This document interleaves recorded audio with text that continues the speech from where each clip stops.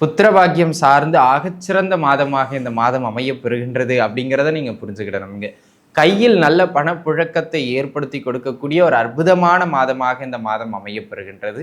தொட்டதற்கெல்லாம் நல்ல பெயர் பெறக்கூடிய ஒரு ஆகச்சிறந்த காலகட்டம். உங்க பிள்ளைகள் வழியிலிருந்து சில நன்மைகள் அல்லது மகிழ்ச்சியான செய்திகள் கிடைக்கும். அவர்களுக்கு நடைபெறுகின்ற நன்மைகளை கண்டு நீங்கள் மகிழ்வு பெறுகின்ற ஒரு ஆகச்சிறந்த காலகட்டமாக இந்த காலகட்டம் அமைய பெறுகின்றது அப்படிங்கிறது நீங்க புரிஞ்சுக்கிடணும். அந்த விதத்தில் மாதம் சிறப்பு மிகுந்த மாதம். ஓம் நம சிவாய. தென்னாடுடைய சிவனே போற்றி, எந்நாட்டவர்க்கும் இறைவா போற்றி. எம் தொலைக்காட்சி நேயர்கள் அனைவருக்கும் ஜோதிடர் யோகி ஜெயப்பிரகாஷின் அன்பான வணக்கங்கள். மாத பலன்கள். வருகின்ற புரட்டாசி மாதம் உங்களுக்கு எப்படி அமைகின்றது அப்படிங்கிறத பற்றி தான் நம்ம பார்க்க போகிறோம். உங்களுடைய ஜென்ம ராசிக்கு இது ஒரு பொதுவான பலன்க, சரிங்களா? கோச்சாரத்தின் அடிப்படையிலான ஒரு பொது பலன். இதுக்கு ஒரு 10% பலம் உண்டு, அவ்வளவுதான். அதற்கு மேலே இதுக்கு ஒரு பெரிய பலமோ அல்லது ஒரு பெரிய மாற்றத்தை ஏற்படுத்துகிற அமைப்பு கிடையாது. ஆனால் இந்த பதிவை பார்க்குற நண்பர்கள் உங்களுடைய சுய ஜாதகத்தை உடன் எடுத்து வைத்து கொண்டு பார்ப்பது நல்லதுங்க. ஏன்னா இது ஒரு பொது பலன் தான், ஒரு 10% தான், இதுக்கு ஒரு பெரிய பலம் இல்லை அப்படிங்கிறது உண்மைதான். ஆனாலும் இப்போ நான் ஒவ்வொரு பலனையும் சொல்லும்போது உங்கள் ஜாதகத்தில் இந்த தசாபுக்தி நடந்தால், உங்கள் ஜாதகத்தில் இந்த தசாபுக்தி நடந்தால் ஒவ்வொரு பலனுக்கும் அதுக்கு நிகரான ஒரு தசாபுக்தி உங்கள் ஜாதக அமைப்பை கேட்பேன். அந்த தசாபுக்தியும் பொருந்தி போயிருச்சு அப்படின்னு சொன்னால் அந்த பலன் 10% கிடையாது, உறுதியாக அது 50% மேலே வேலை செஞ்சே தீரும். நம்ம உங்கள் ராசிக்கு எப்படி இருக்கிறதுங்கிறத பார்த்துருவோம். ரிஷப ராசி நேயர்களே, ரிஷபத்தை பொறுத்த மட்டிலும் வருகின்ற புரட்டாசி மாதம் எப்படி அமைய இருக்கின்றது அப்படிங்கிறத நம்ம பார்க்க இருக்கிற விஷயம்.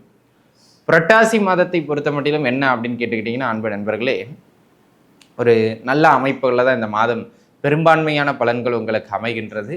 ஆனால் இது ஒரு மாத பலன், ஒரு கோச்சார பலன் அப்படிங்கிறத நம்ம மறந்துடக்கூடாது. இதுக்கு ஒரு 10% தான் பலம், அதுக்கு மேலே இதுக்கு பெருசாக வெயிட்டேஜ் அப்படிங்கிறது கிடையாது, சரிங்களா?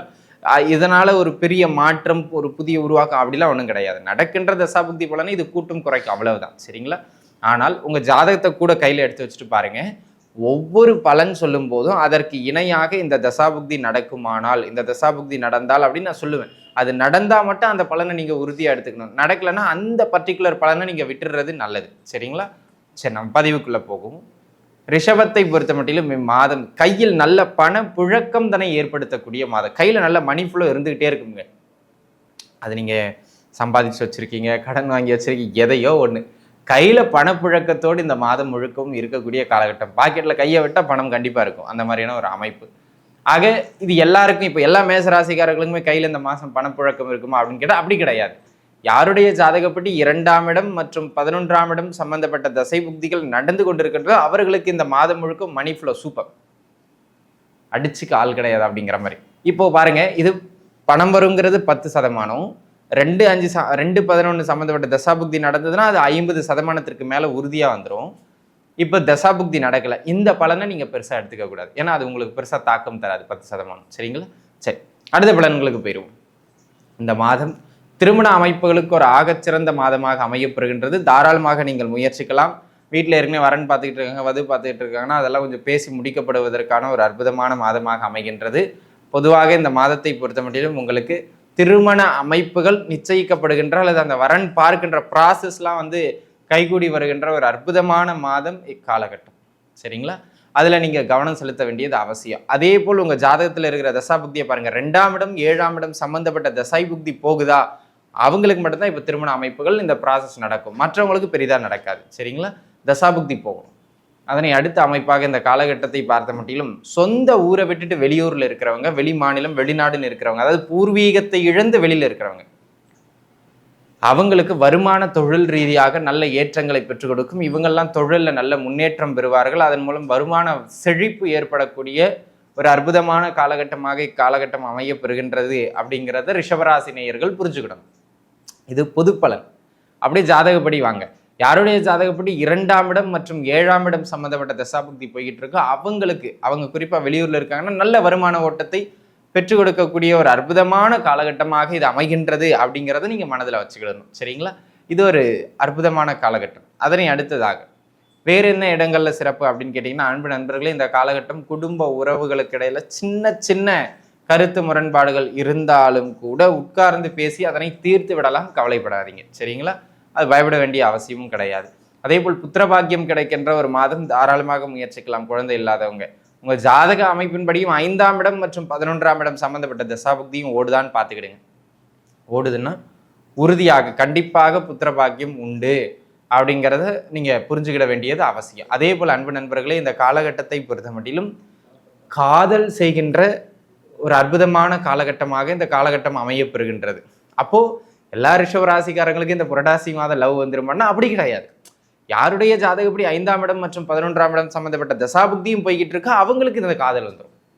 அதுல நம்ம கவனமாக இருந்துக்கிட வேண்டியது அவசியம். அந்த விதத்தில் எனது அருமை நண்பர்களே, இந்த காலகட்டம் ஒரு ஆகச்சிறந்த மேன்மைகளை வழங்கக்கூடிய ஒரு அமைப்புகள்ல உண்டு. புத்திரபாகியமும் உண்டு, காதல் அமைப்பும் உண்டு. 2 பேருக்குமே அதுக்கு 5ஆம் இடமும் அல்லது 11ஆம் இடமும் சம்பந்தப்பட்ட தசை புக்திகள் நடக்குமானால் 2லும் வெற்றி உண்டு. நடக்கலைன்னா அது உங்களுக்கு கிடைக்காது. சரிங்களா? பொது பலனால பெருசா அதை கொடுக்குற அளவுக்கு பலம் கிடையாது. அது சார்ந்த எண்ணங்களை தூண்டும், உங்களை செயல்பாடுக்கு நகர்த்தும். வெற்றி உண்டா?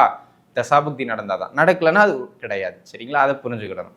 அதே போல் அன்பு நண்பர்களே, இந்த காலகட்டத்தை பொறுத்த மட்டிலும் ஒரு சிலருக்கு பூர்வீக சொத்துக்கள் சார்ந்து சில நன்மைகள், நல்ல வரவுகள் கிடைக்கக்கூடிய மாதம் இந்த மாதம். அப்போ நீங்க தாராளமாக முயற்சிக்கலாம். யாரெல்லாம் எஃபர்ட் போட்டு முயற்சிக்கலாம்? யாருடைய ஜாதகப்படி 5ஆம் இடம் சம்பந்தப்பட்ட அல்லது 11ஆம் இடம் சம்பந்தப்பட்ட தசாபுக்தி போகுதோ அவங்க மட்டும் முயற்சிங்க. ஏன்னா வெற்றி அவங்களுக்கு தான் கிடைக்கும். எல்லா ரிஷபராசிக்காரங்களும் பூர்வீக சொத்துக்கு முயற்சிக்கலாம். ஆனா யாருக்கு கிடைக்கும் அப்படின்னு கேட்டீங்கன்னா 5-9 சம்பந்தப்பட்ட அல்லது 5-11 சம்பந்தப்பட்ட தசாபுக்தி ஓடும். அவங்களுக்கு தான் கிடைக்கும். மற்றவர்களுக்கு அது பெரிதாக கிடைக்காது அப்படிங்கிறத நம்ம புரிஞ்சுக்கிடணும். சரிங்களா? இது ஒரு அமைப்பு. அதனை அடுத்ததாக பார்த்துக்கிட்டீங்க அப்படின்னு சொன்னா, இந்த காலகட்டம் வேறு எந்த மாதிரியான நன்மைகளை உங்களுக்கு வழங்கும் அப்படின்னு கேட்டுக்கிட்டீங்கன்னா, கல்வியில விடுபட்ட கல்வியை மீண்டும் படிப்பது, இல்லை உங்க நாலேஜ் டெவலப் பண்ற மாதிரியான சில கோர்சஸ் படிக்கிறது அப்படிங்கிற மாதிரியான ஒரு அற்புதமான காலகட்டமாக இது அமைகின்றது. அப்படியே ஜாதகப்படி வாங்க, யாருக்கு 4ஆம் இடம் அல்லது 9ஆம் இடம் சம்பந்தப்பட்ட தசாபுக்தி போகுதோ அவங்களுக்கு உறுதியாக படிப்புல இந்த மாதிரியான சில நல்ல மாற்றங்கள் நிகழக்கூடியது மாதிரியான ஒரு காலகட்டமாக இது அமைகின்றது அப்படிங்கிறத நீங்க புரிஞ்சுக்கிடணும். ஆக திருமண அமைப்புகள் கைகூடி வருகின்ற காலகட்டம். கணவன் மனைவி உறவு ஓரளவுக்கு இருந்து அந்த பிரச்சனைகள் குறையும். இருந்தாலும் நீங்க அவசரப்பட்டு இந்த படார்னு பேசுறத விட்டுறது நல்லது. யாருடைய ஜாதக அமைப்படி பார்த்தீங்கன்னா 2-7ஆம் இடம் சம்மந்தப்பட்ட தசாபுக்தி போகுது அவங்களுக்கு திருமண அமைப்புகளும் கைகூடி வந்துடும். சரிங்களா? அந்த மாதிரியான ஒரு அமைப்புடைய காலகட்டம். ஒருவேளை குறிப்பாக உங்க ஜாதகத்துல 2ஆம் இடத்துல பாவ கிரகங்கள் ஏதேனும் அமர்ந்து அது தசை நடத்திக்கிட்டு இருக்குன்னா கூடுமான வரையில் இந்த காலகட்டத்தில் அவசரப்பட்டு பேசுறதை தவிர்த்துருங்க. ஏன்னா இந்த புரட்டாசி மாதம் நீங்க யாருன்னு டடார் புடார்னு எதையாவது ஒன்று பாத்திரத்துல கல்ல போட்ட மாதிரி பளிர்ச்சுன்னு பேசிடுவீங்க. அதனால கொஞ்சம் கஷ்டங்கள் ஏற்படுறதுக்கான வாய்ப்பு மிக மிக அதிகமாக ரிஷப ராசியில் பிறந்த நேயர்களுக்கு உண்டு அப்படிங்கிறத நம்ம புரிஞ்சுக்கிடணும். சரிங்களா? அந்த விதத்தில் எனது அருமை நண்பர்களே, இந்த காலகட்டம் இந்த மாதிரியான சில நன்மையும் தீமையும் கலந்து இருக்கின்றது அப்படிங்கிறதுல எந்த விதமான மாற்று கருத்தும் கிடையாது.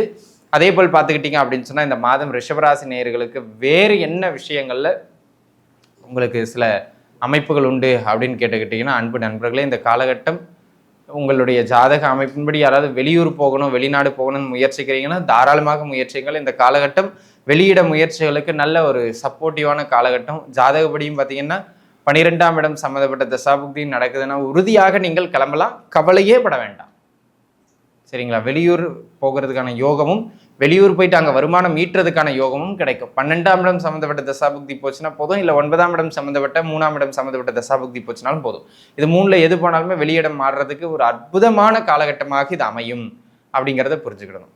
ஆரோக்கியம் மேம்படுகின்ற ஒரு ஆகச்சிறந்த காலகட்டமாக இந்த மாதம் அமையப்பெறுகின்றது நண்பர்களே. ஆரோக்கியத்தை பொறுத்த மட்டிலும் இந்த மாதம் ஒரு நல்ல மேன்மை.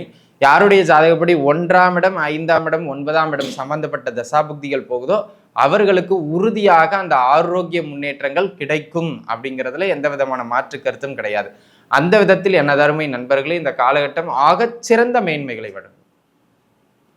குழந்தை பாக்கியத்துக்கு நல்லா இருக்கு, கல்யாணத்துக்கு நல்லா இருக்கு, ஆரோக்கியத்துக்கு நல்லா இருக்கு, பணவரவுக்கு நல்லா இருக்கு. பணவரவுக்கு இந்த காலகட்டம் ஒரு ஃப்ளோ நல்லா இருக்கு. அதுவும் குறிப்பாக பூர்வீகத்துட்டு வெளில இருக்கிறவங்களுக்கு ஏற்கனவே சொன்ன மாதிரி நல்ல வருமான ஓட்டம். ஆக அன்பு நண்பர்களே, இந்த மாதம் அனைத்திலும் நல்ல மேன்மைகளை வழங்குகின்ற அற்புதம் மிகுந்த மாதமாக அமைகின்றது. அனைவரும் நன்றாகவே இருப்பீர்கள்.